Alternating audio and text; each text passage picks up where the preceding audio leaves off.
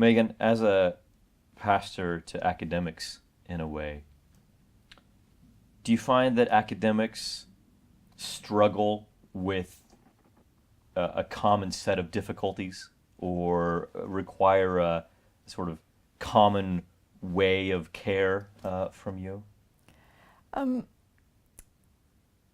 One thing that I have heard spoken about a lot in different ways is what we might term imposter syndrome. People who struggle to believe in their own abilities. And the number of freshers who might sort of think, well, I shouldn't be here, everyone else is cleverer than me. And so, trying to tackle that, obviously pastorally on one level.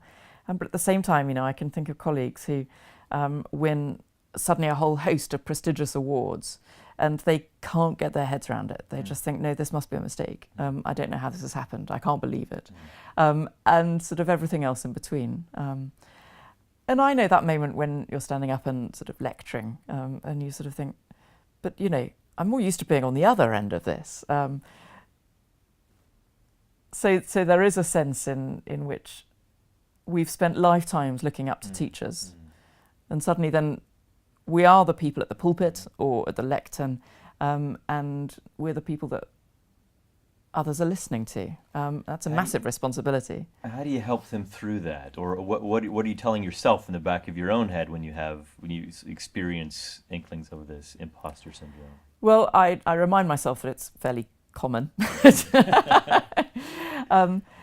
Students, I sort of, again, I remind them it's fairly common, well, possibly tell them it's fairly common because they probably think they're the only person feeling like this. So I can quickly reassure them and say, every year I see so many people who say this kind of thing.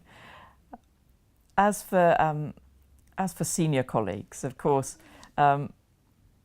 it's that there's no sort of straightforward answer. I think it's just being a friend and saying, well, I'm not surprised you're doing so brilliantly. I want to congratulate you on your professorship. Of course you deserve a chair, whatever it might be. Valuing them for who they are. I mean, I think that's always a central tenet of Christian ministry anyway, valuing people for who they deep down are and facilitating them in using their gifts.